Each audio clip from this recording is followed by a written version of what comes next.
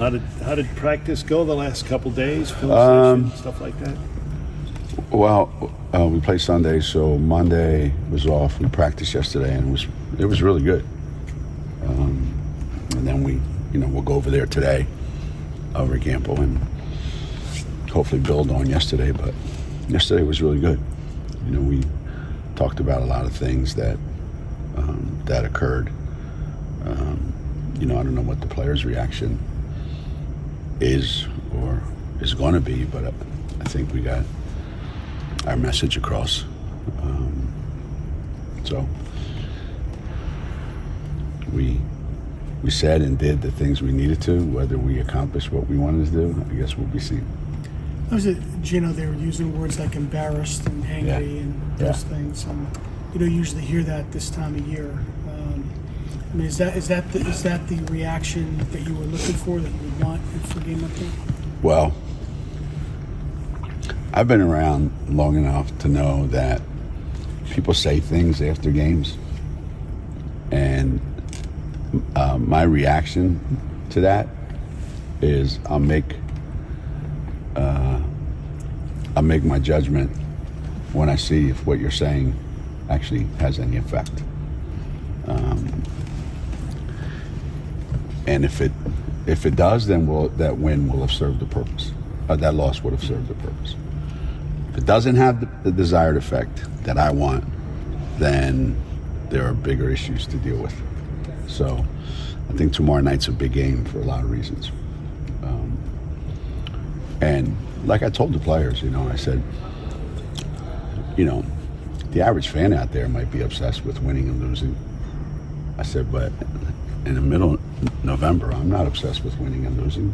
If I was, we wouldn't play the schedule we're playing in November and December. So it's not about winning and losing at this time of the year.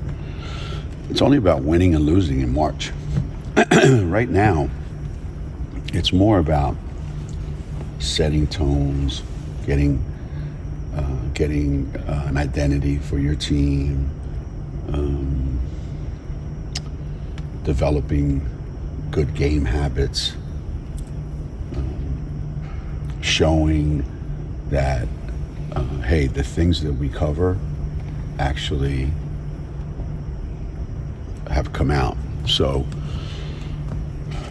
the disappointing part about the game, I don't know if they mentioned it or not, but the disappointing part about the game is that so many of the things that we spent so much time on really let us down. And that was the most difficult thing to deal with,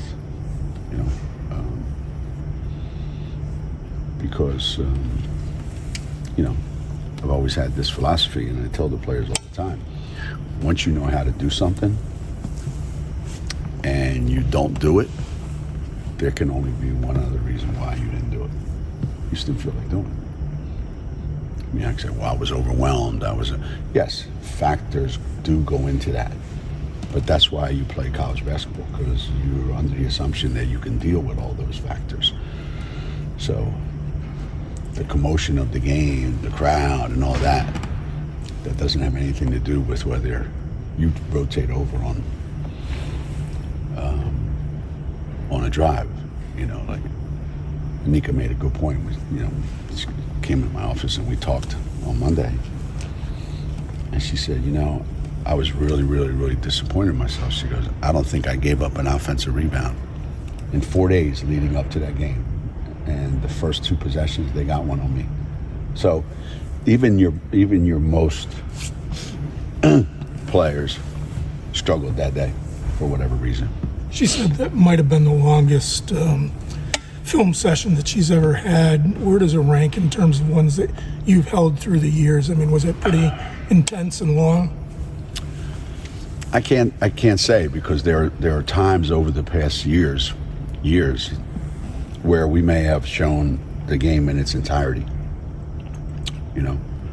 and sit there and watch it start to finish, so you can see the ebbs and flows of the game and big possessions and stuff like that. Yesterday we really didn't do that. We showed them what we normally would show them on film, and we showed them this is the score, this was the time, okay? And this is what we needed right here, and this is what we got instead. So we were able to put them back into the game. Mostly, I think it was like we talked a lot.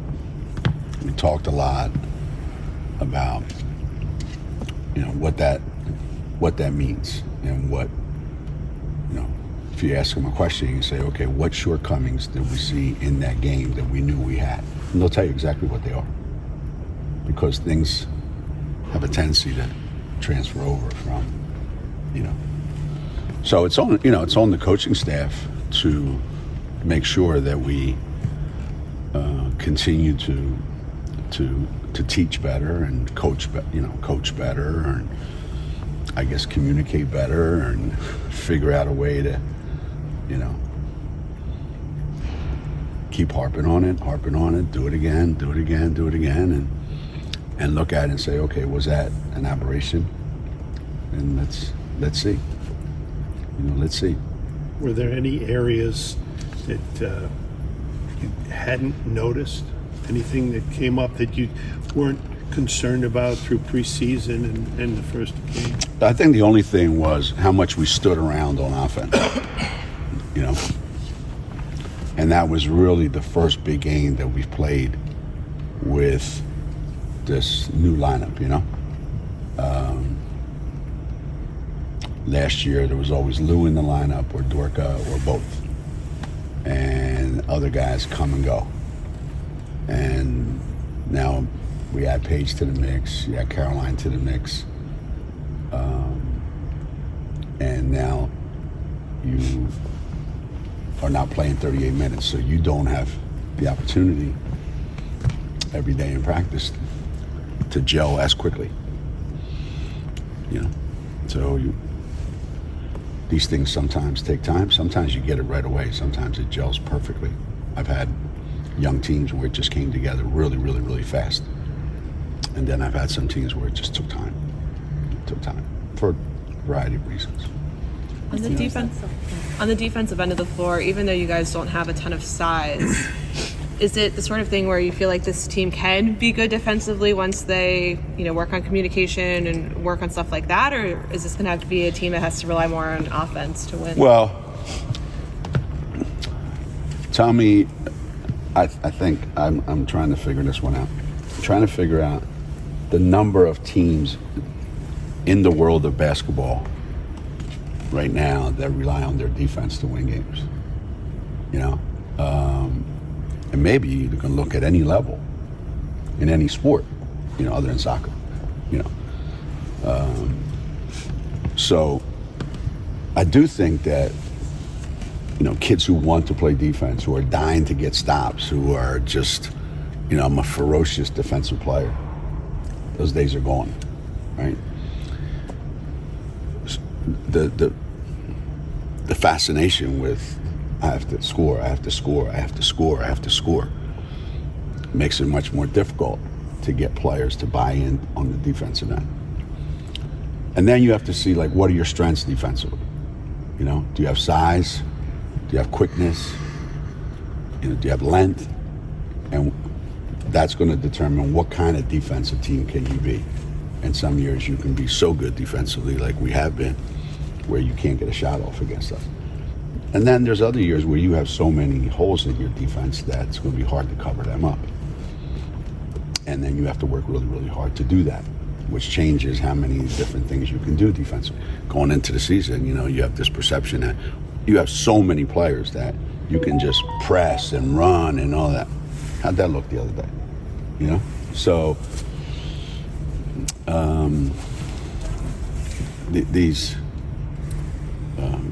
these decisions get made after you play games, because what you think you've got in practice, that might not be exactly what you have in games. And you know, I asked the players, I said, who's replacing Dorka this year as a rebounder? And we haven't found them yet. But then again, Paige usually rebounds, and she didn't. Aaliyah usually gets more than 6, and she didn't. Aubrey gets her share of rebounds, and she didn't. So it's on our team to even more so play as a unit instead of individuals, because individually you just don't have the ability to do that. Is Ice overwhelmed right now, or is she just making the progress a young player should? Ice. Ice, you know, Ice is just going to be really, really good as she learns more about herself and as she gets used to the demands, because if you think about it, she's never been put in this situation before. So that was your first really meaningful college game, and you didn't know how to handle it. And that's just, it's just the reality of the situation. And then where do you go from here? Maybe she reacted like half the freshmen in the world do, and Q reacted like the other half reacted. So you don't know. You don't know what you've got. Does a reaction from Q tell you really have something going forward with her? Oh yeah. Well, we always knew that. We always knew that. Because you can see that when she's playing here in practice, the thing that players have to understand, I think, generally in life you have to understand this. You have to know who you are. This is who I am, this is who I'm not. This is what I can do, this is what I can't. And I think Q, of a lot of people, this is who I am. This is what I do. I catch it and I shoot it. And when I don't know what to do with it, I shoot it anyway. So obviously that's going to get taken care of, but do you really want to take that away and say, hey, that's a horrible shot? Yes, you have to say that, but only to a point, okay? And then she stops doing that. The question with Q is not her fearlessness on the offensive end. It's learning how to play defense at this level so that, like I tell some kids, you better get 30 tonight to compensate for what you're going to give up. Okay? You don't want to grow up into that. You don't want to be that person. And to be quite honest with you, we've got a couple of those. The seniors talked about having their own meeting to talk about accountability, just the 5 of them. What do you want to see from them in terms of accountability? Who's that? The seniors. Oh. Well, the big thing, by the time you get to be a senior, is you should own the team. Like when you come here as a freshman, you just hope you can stay on the team. By the time you get to be a senior here at UConn, the best seniors on the best teams we've had, they take ownership and they walk around here and they act like they own the team. And they, even among themselves, I'm sure it's like this on most teams, even among themselves, if there's 5 of them, okay, not all 5 of them are equal as leaders. Not all 5 of them are equal as players. So there's a couple of them that are head and shoulders above the others. And not just as players maybe, but in the leadership role. And in the respect that they have even from the other 3, okay?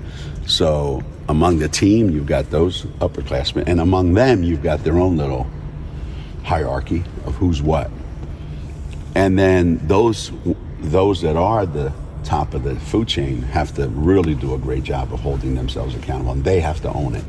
And then the other 3 obviously are going to just, of course we own it because that's what we do, and then it filters down to the rest of the team.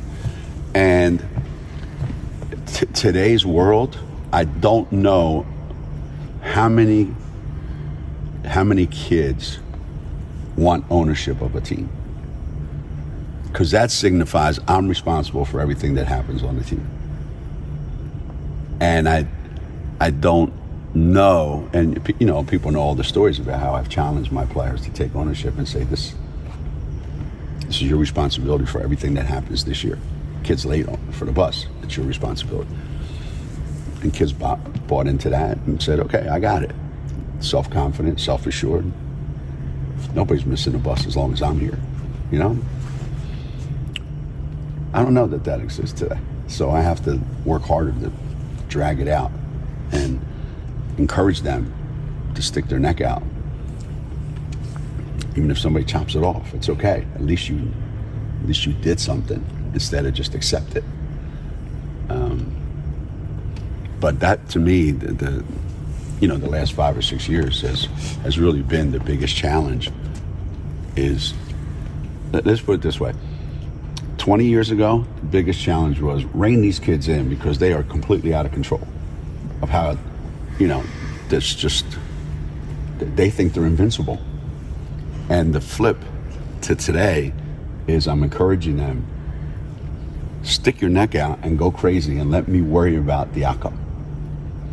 It's very, very, very difficult to do. Very difficult. I have my theories, but it's just very difficult. Are Nika and Paige not those type of players? Nika and Paige? Sure. Yeah. Sure they are. Sure they are.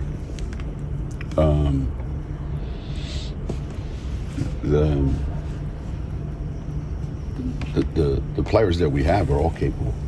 They all have the ability to do it. It's just exercising that power that you have, But I just think it's in general. There isn't that wanting to confront any of your peers. Nika said they're so close they don't want to hurt each other's feelings. Right.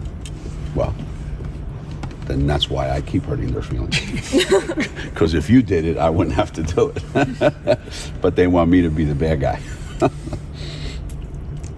We haven't asked you about your 2 new signees yet, so Morgan and Allie, what do you think about them? And then just what was your goal? 2 best players I've ever recruited in my life. Isn't that what everybody says when kids sign? The 2 best players I've ever signed in my life. Those kids are going to transform our program. And then reality sets when they get here. So it's best to tell the truth.